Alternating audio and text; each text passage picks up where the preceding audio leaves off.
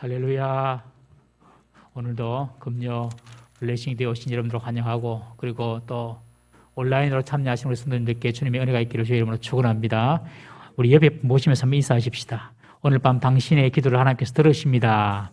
오늘 밤 당신의 기도를 하나님이 들으십니다.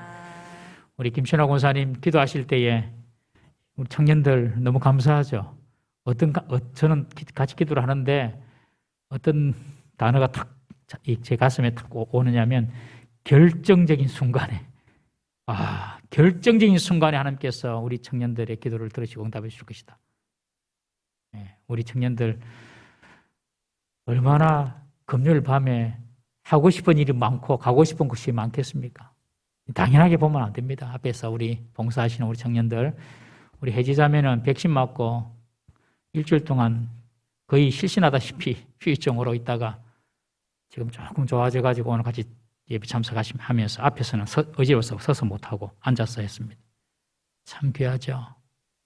다 사연이 있습니다. 뭐든지. 우리 청년들 위해서 박수로 한번 격려하십시다. 감사합니다. 오늘 하나님 말씀 우리 보기 전에 우리 찬양 한번 했으면 좋겠습니다. 시선 한번 찬양하고 하나님 말씀 봅니다. 우리 아까 띄워주던 것을 한번 띄워주시면 감사하겠습니다. 시선. 오늘 밤이 우리의 시선을 주님께 향하는 밤이 되기를 바랍니다. 오직 주님께 향하는 밤이 되기를 바랍니다. 내게로부터 눈을 들어 주를 보기 시작할 때 주의 일을 보겠네. 내 작은 마음 돌이키사 하늘의 꿈꾸게 하네. 주님을 볼 때 모든 시선을 주님께 드리고 살아계신 하나님을 느낄 때 내 삶은 주의 역사가 되고 하나님이 일하기 시작. 내게로부터 눈을 들어 주를 보기 시작할 때 내게로부터 눈을 들어 주를 보기 시작할 때 주의 일을 보겠네. 내 작은 마음 돌이키사 하늘에 꿈꾸게 하네. 주님을 볼 때 모든 시선을 주님께 드리고 살아계신 하나님을 느낄 때 내 삶은 주의 역사가 되고 하나님이 일하기 모든 시선을 주님께 드리고 모든 시선을 주님께 드리고 살아계신 하나님을 느낄 때 내 삶은 주의 역사가 되고 하나님이 일하기 시작하네. 하나님이 일하기 시작하네.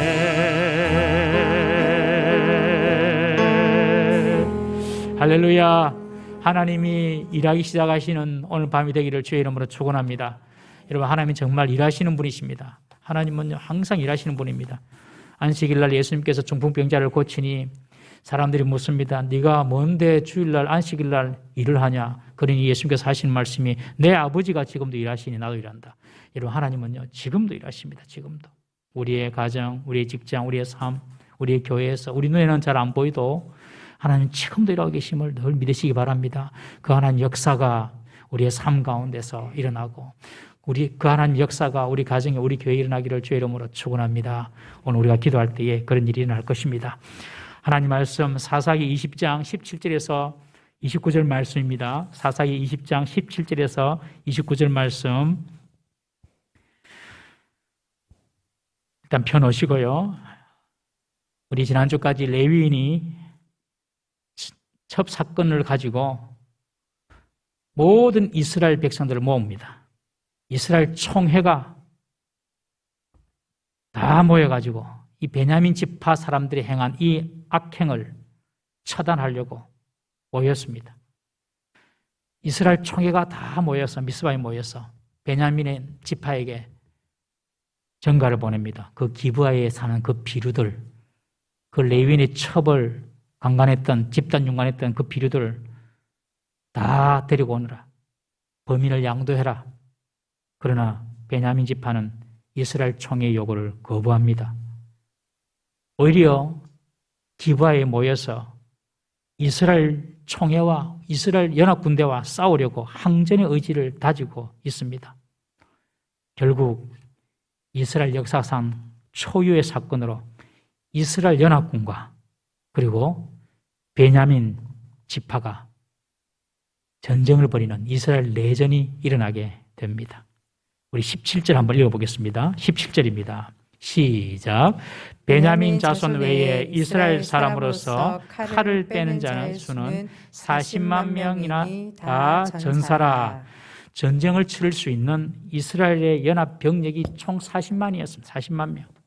모세가 출애굽해서 1차 인구조사를 할 때에 이스라엘 백성 중에서 20세 이상의 남자들 숫자를 세보니까 60만 1,730만, 거의 60만 명 됐습니다. 20세 이상.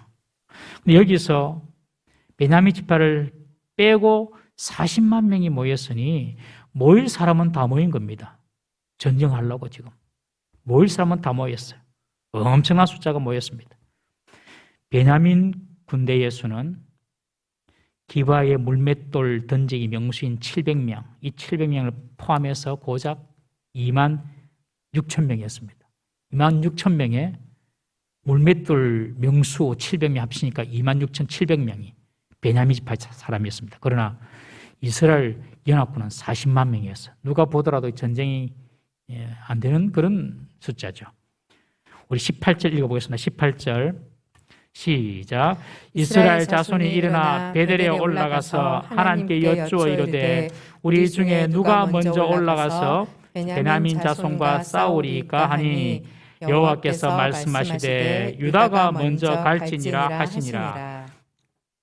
이스라엘 자손이 일어나서 베델로 올라가서 하나님께 여쭙니다. 하나님, 우리 가운데 지금 베냐민과 싸워야 되는데 어느 지파가 먼저 올라갈까요? 하고 여쭙니다.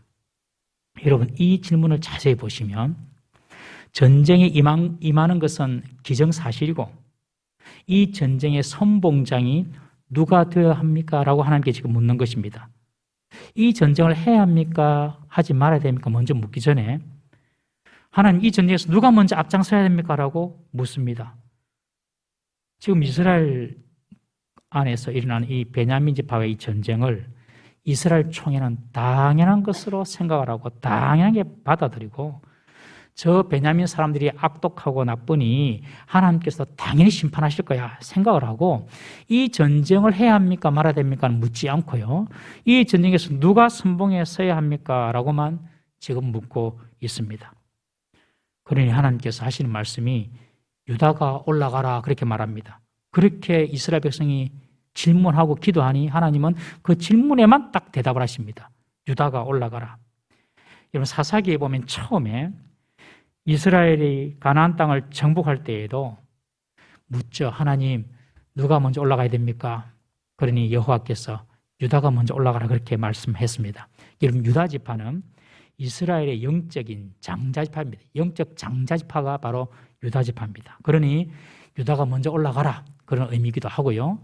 지금 이 레위인의 첩이 바로 고향이 베들레헴입니다. 이 베들레헴이 바로 유다에 속해 있습니다. 그러니 그 지역을 관할하고 있는 유다가 먼저 올라가라 그런 뜻도 될 것입니다. 그런데 처음에 사사기 1장 2절을 보시면 이스라엘 백성들이 가나안 땅을 정복하기 위하여서 누가 먼저 올라가야 됩니까? 라고 물었을 때 하나님께서 유다가 올라가라. 그때도 그렇게 말씀하셨어요. 그런데 그 뒤에 보면 내가 이 땅을 너희 손에 넘겨주노라. 그렇게 하나님께서 약속하십니다. 그냥 유다만 올라가라고 말하지 않고 내가 그 가나안 땅을 너희 손에 넘겨주었다 약속하셨어요. 그런데 지금은 약속이 없습니다. 그냥 누가 올라가야 됩니까? 물으니 유다가 올라가라. 이 말만 하셨어요. 하나님이 대답을 하셨다고 하나님이 그 전쟁을 지금 하나님께서 그런 식으로 치르기를 원하는 것이라고 생각하시면 안 됩니다. 하나님은요, 이스라엘 백성이 물은 대로 대답하십니다.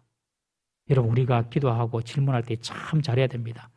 하나님께서는요, 답을 주시는데 우리가 기도한 대로, 질문한 대로 답을 주십니다. 이스라엘은 누가 먼저 올라가야 됩니까? 그렇게 묻기 전에 하나님, 이 전쟁 하나님 원하십니까? 해야 됩니까? 라고 먼저 물어야 되는 거죠. 우리가 어떤 일을 할 때에도 이를 실수를 하기가 참 쉽습니다. 하나님이 정말 원하시는 것인가 원하시지 않는 것인가 묻기도 전에, 하나님께 여쭙기도 전에 그냥 내가 원하니까 그냥 당연히 하나님께서 원하시겠지 생각을 하고 그냥 그 일들을 처리할 때가 있다는 것입니다. 그래서 실수합니다. 여러분, 항상 우리 성도는 어떤 일을 하든지 무슨 일을 하든지 항상 기도하면서 해야 할 줄로 믿습니다.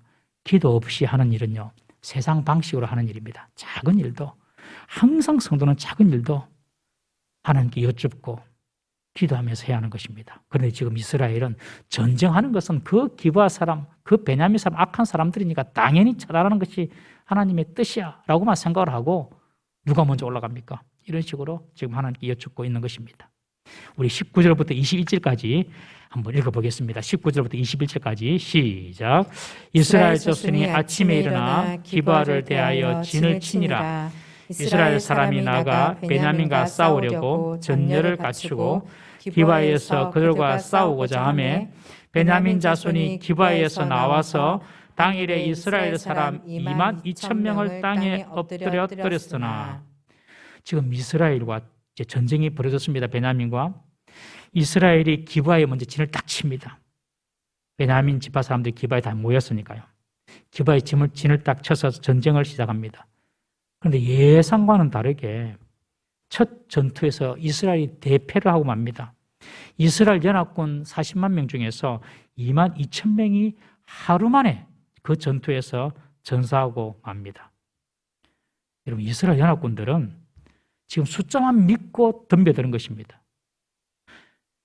우리가 40만이고 쟤들은 3만 명도 안 되는데 그냥 뭐 쪽수로 밀어붙여도 된다. 사실 고대 전쟁은 쪽수 전쟁이죠. 쪽수 전쟁. 고대 전쟁은 뭐 유능한 장수가 있고 이런 게 별로 없습니다. 그냥 수로 밀어붙이는 건데 이스라엘이 그런 식으로 전투를 했습니다. 그런데 결과는 완전히 참패였습니다.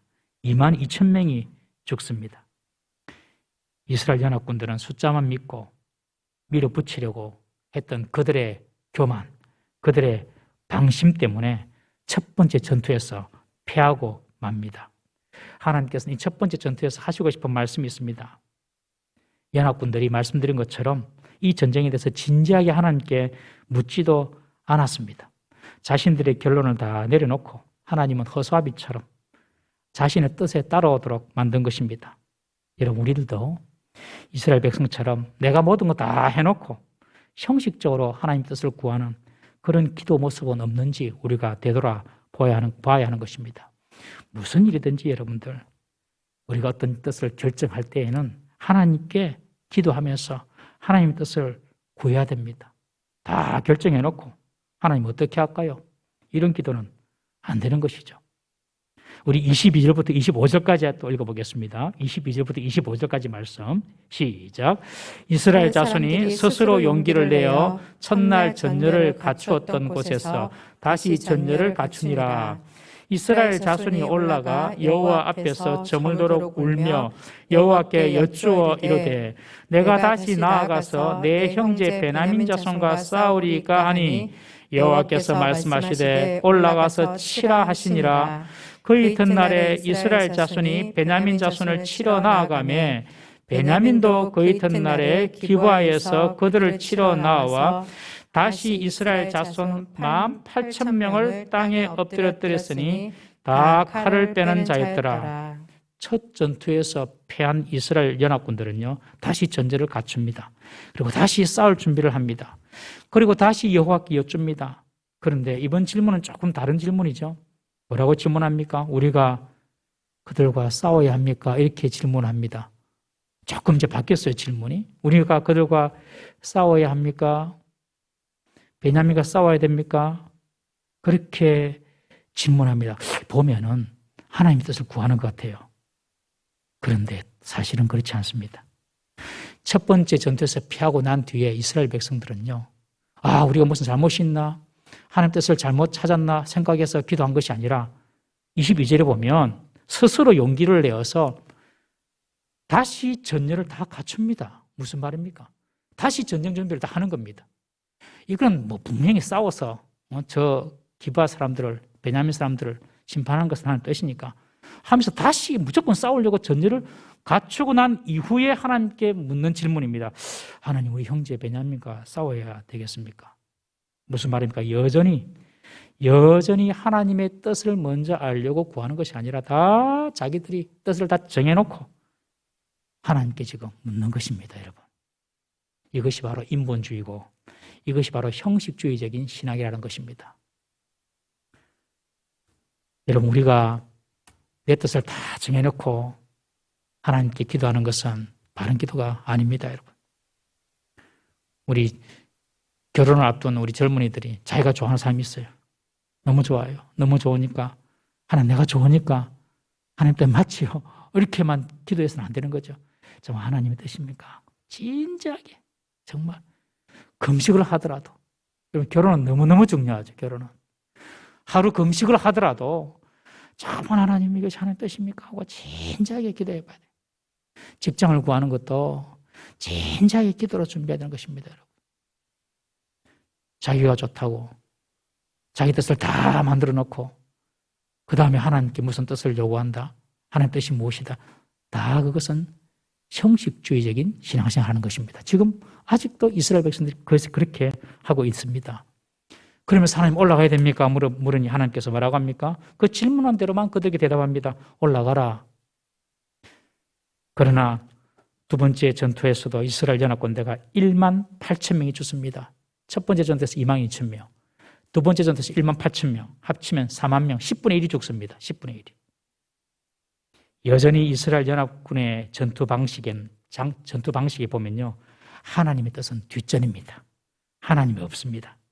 하나님의 뜻을 묻지도 않았고, 그리고 전쟁을 앞두고 하나님 앞에 예배하지도 않았습니다. 전쟁만 하려고 했지, 전쟁 가운데 도우시는 그 하나님을 갈망하지 않았던 것입니다.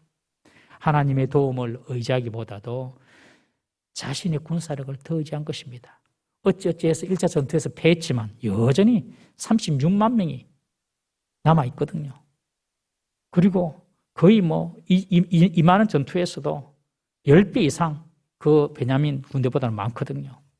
그래서 하나님께 묻기는 묻는데, 하나님 싸울까요? 싸우지 말까요? 묻기는 묻는데 여전히 자기들은 이거는 무조건 싸워야 되는 문제야 하고 전열을 이미 다 준비한 상태에서 하나님께 묻는 것입니다. 여러분, 전쟁의 승리는 군사가 많고 강한 무기를 가졌다고 항상 이기는 것은 아닙니다. 전세를 뒤바꾸는 환경은 도처에 깔려 있습니다. 아군과 적군의 그 상황이 다 다릅니다. 아군이 아무리 잘 싸운다 하더라도 적군이 오판하고 실수를 해줘야지 이길 수가 있는 것입니다. 우리 6.25도 인천 상륙작전을 북괴군이 몰랐기 때문에 우리가 이긴 거예요. 인천으로 갈지 몰랐기 때문에. 알았으면 다 준비하고 있었죠. 2차 세계대전 영국에서 프랑스로 상륙하는 노르망디 상륙작전도 독일군이 걸러올 줄은 몰랐던 거예요. 실수했기 때문에 성공한 겁니다. 여러분, 아무리 아군이 잘 싸운다고 하더라도 적군이 실수하지 않으면 이길 수 없는 것이 전쟁입니다. 그리고 순간 찰나에 내리는 그 지휘관의 전술적인 판단이 승패를 좌우하기도 하고요. 날씨나 그리고 전장의 환경, 이라는 무수한 변수가 작용해서 전쟁의 승리를 가져오게 되는 것입니다. 그래서 전쟁의 이김은 여호와께 있다고 말씀하지 않습니까? 전쟁의 이김은 여호와께 있다. 하나님이 도와주셔야 된다는 것입니다. 이런 우리가 살아가는 이 세상도 어찌 보면 전쟁터와 같습니다. 내가 아무리 완벽하게 준비가 되어 있어도 질 수 있습니다, 여러분.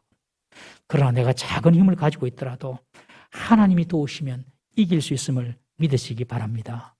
2번을 연속해서 이스라엘 백성이 패배합니다. 그러니 이스라엘 진영에 불길하고 두려운 분위기가 조성이 됩니다. 2번 연속 패한 이스라엘 연합군은요, 이번에는 완전히 태도를 바꿉니다. 3번째 싸움에서는 완전히 태도를 바꿔요.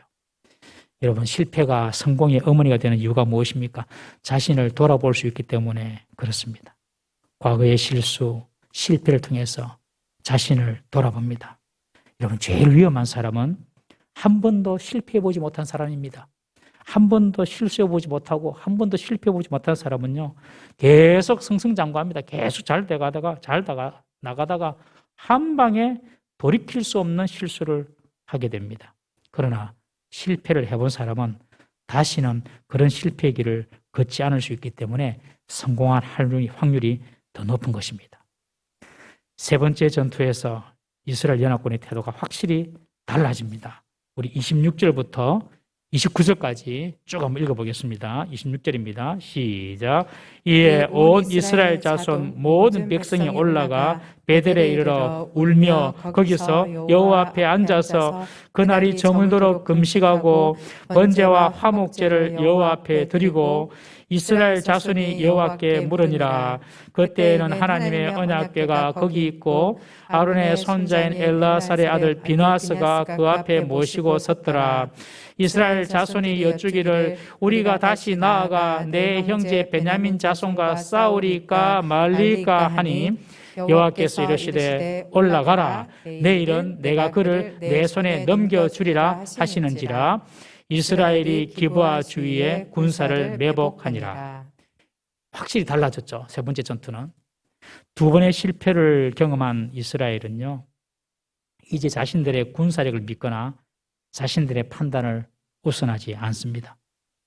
지혜로워진 거죠.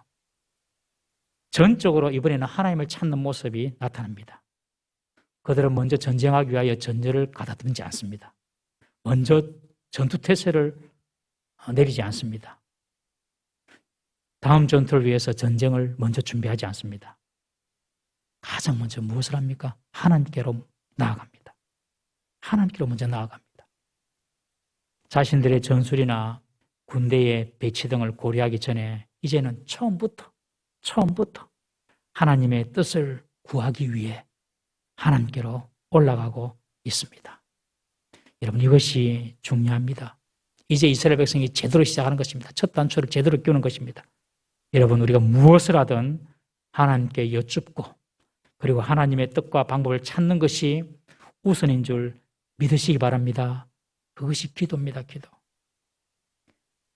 기도보다 앞선 것이 있으면 안 되는 것입니다. 무엇을 하더라도 기도부터 하는 것입니다. 2번째, 이번에는 이스라엘 백성들이 보면 모든 자손들이 올라갔다고 기록하고 있습니다. 이전에는 몇몇 이스라엘 자손만 올라갔는데 3번째는 이제 모든 백성이 하나님께로 올라갑니다. 여러분, 어떤 일의 성공은 공동체에 힘 있는 몇몇이 수고한다고 되는 일이 아닙니다. 모든 공동체의 일원이 하나가 되어야지만 진정한 성공을 거둘 수가 있는 것입니다. 우리가 새벽에 출애굽기에 이제 이번 주로 끝이 나지만 출애굽기에 성막을 짓는 것을 한번 봅니까, 여러분? 모든 사람이 20세 이상 남자는 반세겔 은 0.5g 많은 것도 아닙니다. 그거 가지고 와가지고 하나님께 드리고, 그리고 자기가 할 수 있는 대로 힘을 다해서 금도 바치고 은도 바치고 놋도 바치고, 어살레가 오홀리압은 자기 은사를 따라서 성막을 짓고, 모든 백성들이 한 마음이 돼가지고 그 성막을 세우지 않습니까, 여러분? 그래서 교회는요, 똑똑한 몇 사람이 중요한 것이 아니라 연합하고 일치하고 하나 되는 그런 영성이 중요한 줄 믿으시기 바랍니다. 그냥 똑똑한 몇 사람이 막 일하면 일이 막 될 것 같죠? 그렇지 않습니다. 교회가 아닙니다, 그것은. 교회는요, 우리가 볼 때 쓸데없이 보이는 사람도, 그런 사람도 필요한 겁니다, 여러분. 쓸데없는 사람 아무도 없어요. 세상적으로 절대로 여러분들 교인들을, 성도들을 판단하지 마십시오. 모든 사람이 다 소중한 겁니다. 자기 은사대로, 자기 받은 대로 자기 역할을 잘 감당하는 것입니다, 여러분. 다 소중해요. 그래야지 교회가 되는 겁니다. 연합된 힘, 하나된 힘. 이것이 있어야 됩니다, 여러분. 이것이 없으면 교회는 분열되고, 교회는 쪼개지고, 교회는 성장할 수가 없는 것입니다. 이스라엘 백성 모든 자손이 올라갔다고 해요. 그러니까 40만 명에서 4만 명이 죽었죠. 그래 몇만 명이 올랐다고. 36만 명이 올라간 거예요. 다 올라간 거예요, 지금. 그래서 하나님께 어떻게 합니까? 하나님께 기도합니다. 여러분, 우리가 기도할 때도 합심하여서 기도할 때에 놀라운 하나님의 응답됨을 믿으시기 바랍니다. 우리 마태복음 18장 19절 말씀 한번 보겠습니다. 마태복음 18장 19절 시작. 진실로 다시 너희에게 이르노니 너희 중에 두 사람이 땅에서 합심하여 무엇이든지 구하면 하늘에 계신 내 아버지께서 그들을 위하여 이루게 하시리라. 아멘. 너희 중에 두 사람이 정말 마음을 먼저 합하여 보십시오. 여기도 기도가 우선이 아닙니다. 합심하는 것이 우선입니다. 마음을 합해야 되는 거예요. 사도행전에 보면 오순절날 마가요한 다락방에서 성령이 내리지 않습니까? 120명의 사람이 모여서 기도하는데 그때도 일심으로 마음을 합하여 기도했다고 합니다. 여러분, 기도 전에 마음이 합해야 되는 거예요. 기도보다 더 중요한 것이 마음을 합하는 것입니다. 합심하여서 두 사람도 좋습니다. 합심하여서 기도하면요, 하나님께서 땅에서 무엇을 구하든지 하늘에서 응답할 것이다. 여러분, 가정에서 부부가 합심해서 기도해야 됩니다. 기도하시죠. 그리라고 아내 주셨고, 그리라고 남편 주신 겁니다. 그리라고 자녀 주셨고, 그리라고 부모 준 겁니다, 여러분. 가정에서 믿는 사람 두 사람이 합심하여서 기도하면 무엇이든지 보십시오. 무엇이든지 구해라. 무엇이든지. 하늘에 계신 내 아버지께서 그들을 위하여 이루게 하시리라. 여러분, 놀라운 합심 기도의 능력인 것입니다. 이스라엘 백성들이 다 산으로 올라가서 하나님께 합심하여 지금 구합니다. 그들은 더욱더 간절하고 절박하게 부르짖습니다. 금식하면서 부르짖습니다. 금식은 먹는 음식을 끊는 거잖아요. 그러니까 목숨을 내어놓고 하는 기도라는 뜻이죠. 참 금식 기도는 다 해보셨겠지만 최후의 기도라고 볼 수 있습니다. 최후의 기도. 금식 기도를 하면서 하나님께 도움을 구합니다. 이런 간절함으로 온 이스라엘 백성이 하나님께 기도하는 그런 모습을 봅니다. 누가복음 18장에 보면 사람을 무시하고 하나님을 경외하지 아니하는 재판장이 있습니다. 이 재판장은 참 자기 이익을 따라서 움직이는 불의한 재판장입니다. 한 과부가 와서 자기 억울함을 이야기합니다. 과부가 이야기하는데 뭘 듣겠습니까? 안 듣습니다. 그러나 과부가 낮에도 찾아가고 밤에도 찾아가고 한밤중에도 찾아가고 또 오후에도 찾아가고, 그러니 이 불의한 재판관인데 아이고 내가 도저히 저 과부의 손을 들어주지 않으면 내가 못 견디겠다 하고 그 불의한 재판관이 과부의 손을 들어주지 않습니까? 그러면서 예수님이 하시는 말씀입니다. 누가복음 18장 7절 말씀 한번 읽어보겠습니다. 시작. 하물며 하나님께서 그 밤낮 부르짖는 택하신 자들의 원한을 풀어주지 아니하시겠느냐? 그들에게 오래 참으시겠느냐? 여러분, 하나님은요 불의한 재판관이 아닙니다. 하나님은 당신의 백성이 밤낮 부르짖는 기도를 반드시 들으심을 믿으시기를 바랍니다. 다음 주부터 이제 11월 1일부터 11월 21일까지 3주, 3일에 동안 우리가 이제 저녁에도 오셔서 말씀도 듣고 또 기도도 하고 그렇게 할 것입니다. 여러분, 나름대로 특별 기도 주간이라고 나름대로 정하셔요. 나름대로 정하셔가지고 오셔서 저녁에 기도하시고 또 새벽 기도도 나오실 수 있으면 나오시고 너무 피곤하면 못 나오시고 나오실 수 있으면 또 아침 오셔서 기도 제목 가지고 기도하시고 3주 동안 여러분들의 기도의 소원을 다 가지시고 한번 기도해 보십시다. 밤낮 부르짖는 자의 소원을 들어주지 아니하겠느냐. 이번에는 우리 본부 측에서 기도 수첩도 제공을 해 주시더라고요. 그거 오시면 이제 하나씩 드리겠습니다. 그러면서 거기 보면 우리 교회를 위한, 조국을 위한, 나라를 위한 기도 제목도 우리들이 스티커 다 붙여놨거든요. 그거는 그 다음에 그 밑에 여러분 가족을 위한 기도, 기회를 위한 기도 한번 적어보셔요. 적어가지고 밤낮으로 우리 3주 동안에 한번 기도해 보십시다. 하나님께서 어떻게 역사하시는지 봤으면 좋겠습니다. 반드시 하나님의 응답이 있습니다. 분명히 말씀하시잖아요. 밤낮 부르짖는 택하신 자들의 원한을 풀어주지 아니하시겠느냐? 그에게 오래 참으시겠느냐? 기도의 힘을 믿으시는 우리 성도 되시기를 주의 이름으로 축원합니다. 그리고 세 번째입니다. 세 번째 어떻게 이들이 준비하고 있습니까? 세 번째 이들은요, 하나님께 화목제와 번제를 드립니다. 제사를 드립니다. 전투에 앞서서 처음 하나님 앞에 지금 제사를 드리고 있습니다. 첫 번째 전투, 두 번째 전투 제사 안 지냈습니다.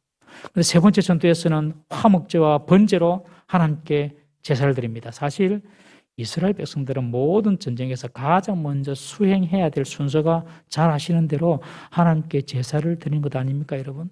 하나님께 제사를 드리고 전쟁을 합니다. 하나님께 제사를 드리는 이유는 무엇이냐면 이 전쟁의 주권은 하나님의 손에 있다는 것입니다.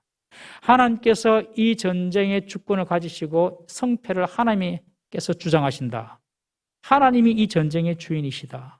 하나님께 이 전쟁의 주권을 맡기는 것이 하나님께 예배하는 것인데 지금까지는 연합군들이 하나님께 예배하지 않았어요. 즉 하나님께 안 맡겼어요. 자신의 군사력만 믿었습니다. 자신의 군사력을 믿고 자신의 전쟁을 하려고 한 것입니다. 자신의 전쟁. 이 말이 무슨 말이냐면 이스라엘 총회가 다 모였지 않습니까? 레위인의 첩사건을 딱 듣고 전부 다 분노해가지고 기브와 저 불량배들 다 죽여 없애야 된다. 딱 결심을 하고 전쟁을 바로 선포하지 않습니까?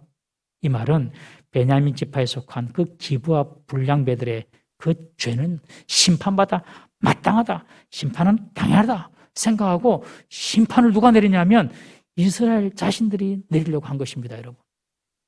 저 기브와 사람들은 벌받아 당연한 것이니까 예, 당연하죠. 그런데 그러니까 우리가 군사 40만으로 가서 저들을 심판하자. 그러니까 하나님께 제사를 안 드렸습니다. 제사 드릴 필요도 없어요. 우리가 처리하면 되는 거니까. 그런데 이번에는 하나님께 제사를 드립니다. 이 말은 무슨 말 아닙니까? 하나님께서 하십시오. 이 전쟁의 주권은 하나님의 손에 달려 있습니다. 하나님이 저 기브아 사람을 심판하십시오. 그 뜻입니다. 전쟁의 주권을 지금까지는 이스라엘이 자신의 군사력만 믿고 자신의 손에 있는 줄 알고 자신들이 베냐민 사람들을 차단하려고 했지만 그때는 판판이 깨졌는데 이제 하나님 앞에 화목제와 번제를 드림으로 하나님, 이 전쟁의 주인은 하나님이십니다. 하나님이 보시고 하나님이 심판해 주십시오. 여러분, 여기에 우리는 참 주의해야 될 것이 있습니다. 저도 마찬가지고 이런 실수를 참 많이 합니다. 내가 좀 더 정의로워요. 저 사람이 조금 더 불의해요. 나는 덜 불의하고 상대는 더 불의하고 나는 더 정의롭고 상대는 정의롭지 못해요. 그러면요, 우리 마음속에는 드는 생각이 뭐냐면 내가 심판해야 되겠다 이런 생각이 듭니다. 아주 조심해야 됩니다. 순간 깨어있지 않냐면 넘어갑니다. 하나님 그것을 원치 않으세요.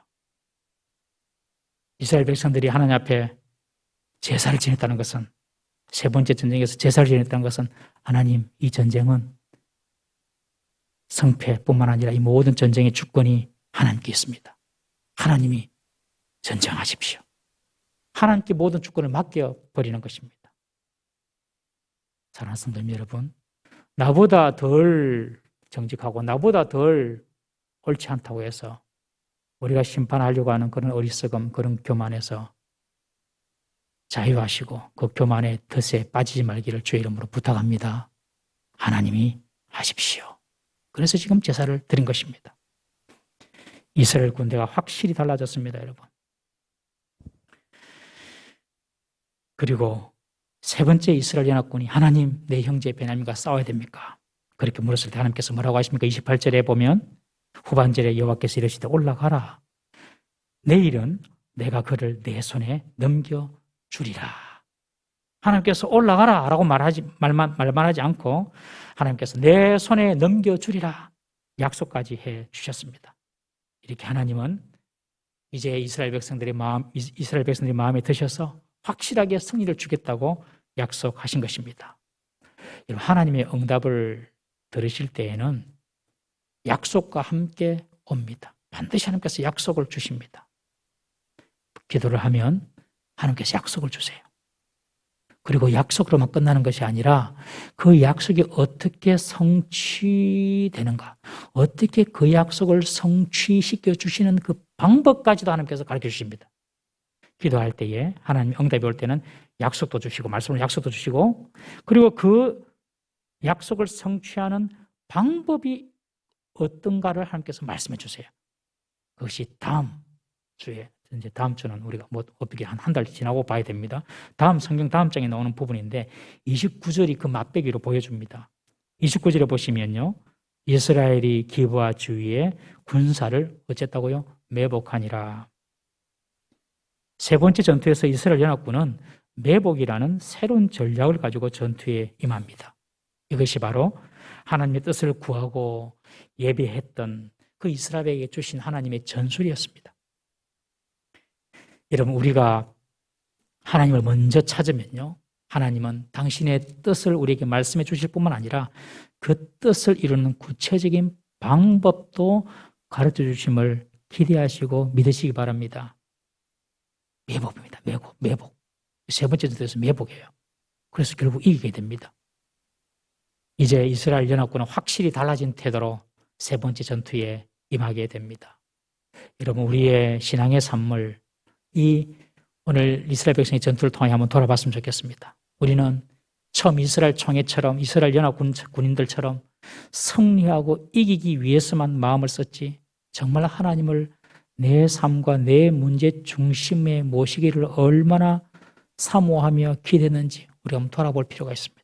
어떤 문제가 있으면 그 문제를 그냥 다 해결하기만 바빴지, 그 일들을 해결하기 위하여서 하나님을 내 속에 모시는 그런 노력들이 얼마나 있었는가, 우리 한번 돌아봐야 됩니다. 그것이 물질의 문제든 자녀의 문제든 건강의 문제든 무슨 문제든 간에 내가 그 문제만 어떻게 해결할 거라고 생각하지 않고 그 문제의 해결자 되시는 하나님을 얼마나 내 삶 중심에 내가 모시기를 바랬는가, 우리 그걸 돌아봐야 되고요. 내가 원하는 것을 계획하고 내 뜻을 세우기 전에 정말 이것이 하나님의 생각, 하나님의 뜻에 얼마나 부합하는지 진지하게 하나님께 여쭙는 그런 시간을 우리가 가졌는지 돌아봐야 하는 것입니다. 그리고 하나님이 전쟁과 심판의 주권자인데 이스라엘처럼 자신의 힘만 믿고 자신이 정의롭다고, 그리고 베냐민 지파 사람들은 다 악하다고 자신들이 심판을 행하려고 했던 그런 교만은 우리에게 없는지 우리가 살펴봐야 할 줄로 믿습니다. 여러분, 기도의 응답이 없을 때에는 기도의 태도를 바꿔야 됩니다. 기도의 태도를 바꾸면 지금까지 없었던 새로운 응답이 우리에게 임할 수 있음을 믿으시기 바랍니다. 1차, 2차 안 됐습니다. 3차에서 기도의 태도를 완전히 바꿨습니다. 하나님 중심. 내가 하는 것이 아니라 하나님의 주권에 맡겼습니다. 그때 놀라운 승리의 역사를 보게 되는 것입니다. 이제 이스라엘은 운명을 건 마지막 전투를 치르게 됩니다. 사랑하는 성도님 여러분, 우리 인생의 전투, 그리고 영적인 전투에서 우리의 힘이나 우리의 정의를 믿는 어리석은 교만을 버릴 수 있기를 바랍니다.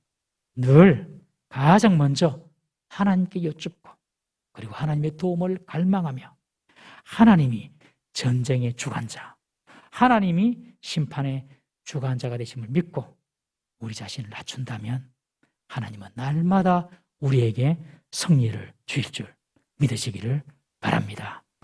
기도하시겠습니다.